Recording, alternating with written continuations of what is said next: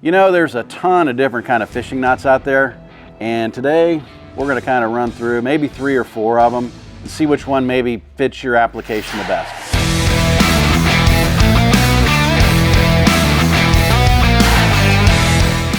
So, Alyssa, what are some of your go-to knots and why are there different types of knots? Sure, yeah, so there's a few different knots that I use primarily for my applications. I do a lot of spin fishing, I do a lot of fly fishing, not only saltwater but also freshwater. So when I first moved to Florida, I actually started with bass fishing.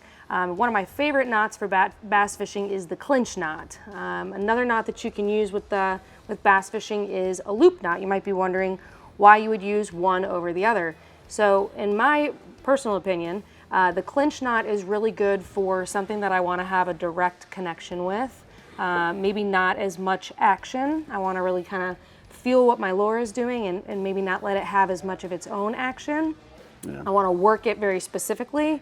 Whereas with a loop knot, there's a little bit more give there, and the bait can kind of do a little bit more of what it wants to do naturally. So when we tie these knots, you'll sort of see why that is and how that works. Right. And then the Uni-to-Uni knot, which we'll get to as well, is a great connection from braid to fluorocarbon. So if you want me to, I'll roll through the Clinch knot or the improved Clinch knot real quick. So maybe you're snapper fishing, grouper fishing, you just want to have a direct hook up to your hook. It's kind of like the first knot we've all learned when we were kids, right? I mean, it's very kind of straightforward. All right, we're going to run the line through the eye, and you're going to pull some through. And then we're just going to take a twist and wrap it around a few times, probably 5 or 6 times, so you make your loop. And 1, 2, 3, 4, 5, 6. I'm going to come through that loop, grab the tag in, start to cinch it down a little bit, give it a little lubrication, and then you're going to take this and push it back through that loop up top, pull that down, pull it together, cinch it down, and it's going to pull down nice and snug. Then we'll cut the tag end off, come down here, and you're set, you're ready to go. So it's just a straight, nice inline hookup. Yep. And actually, if I can snag that from you, I'm going to show you. So when you're moving your line and you're moving your hook, you're going to notice there's really not a lot of give here. You move the line, the hook goes with it, right? So a good example of something that has a little bit more action to it, I guess you could say, would be a loop knot. Tell you what, I'm just going to tie it on the other end of this one.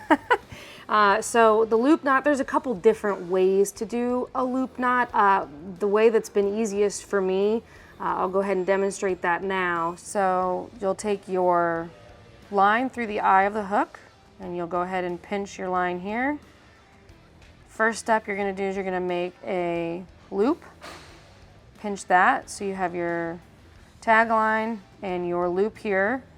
And then you'll do the same thing. You're going to make the same loop. And if you're not sure how to do that, it's just twist it away from you and it'll create an identical loop.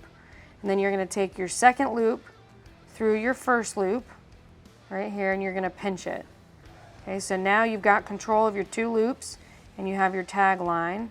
If your lure falls off, it's not a big deal. Just put it right back on. You're going to take your tag through the second loop here. And then you can go ahead and tighten down, and when you've done it right, your tag will drop down just like that, and you're left with a nice loop. You tighten this here, and you're good to go. And then you'll snip off your tag end.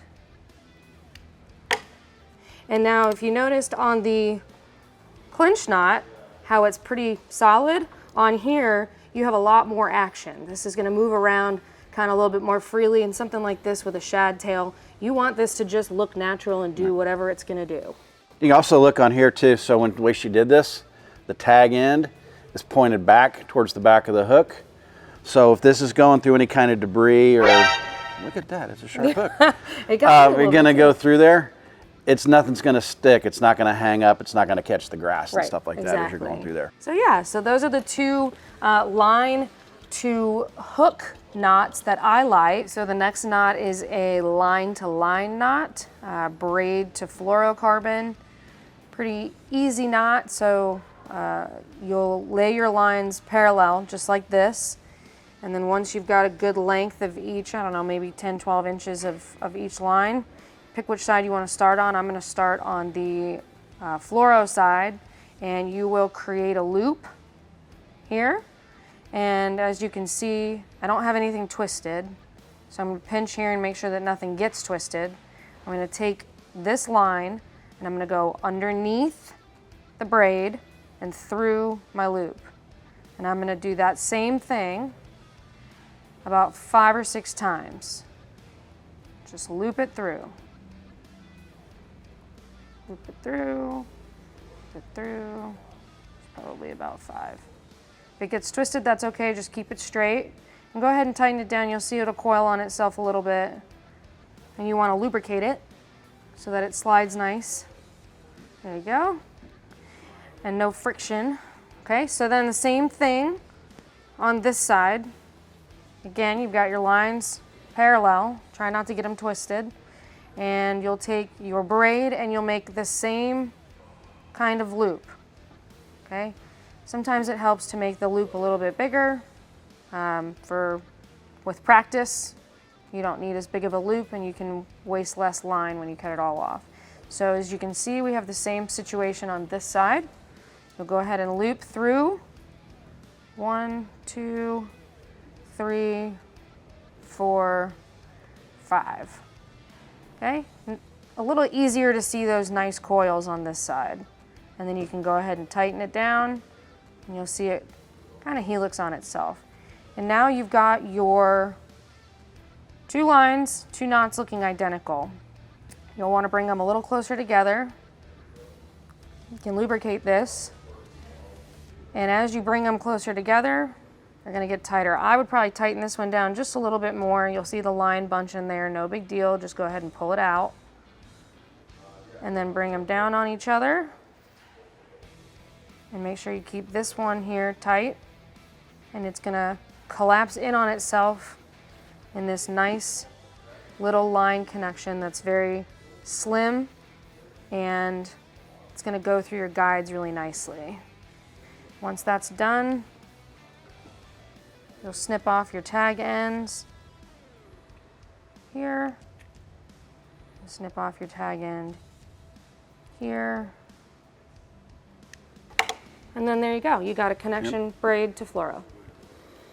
So line to line's a great thing. So instead of having a swivel and a bunch of terminal tackle and all that, stealth mode right there. So you're not going to have anything inhibiting your lure, your presentation, and all that. So anyway, that's a quick little run through. Thank you, Alyssa. And by the way, her knots work. She's talking about bass fishing and stuff like that. She's a world record holder on fly for largemouth bass. So thanks. Yeah. So. Yeah, you gotta have good knots. So it's important to practice and spend time making sure that you got them right. So, thanks, guys. See you out on the water.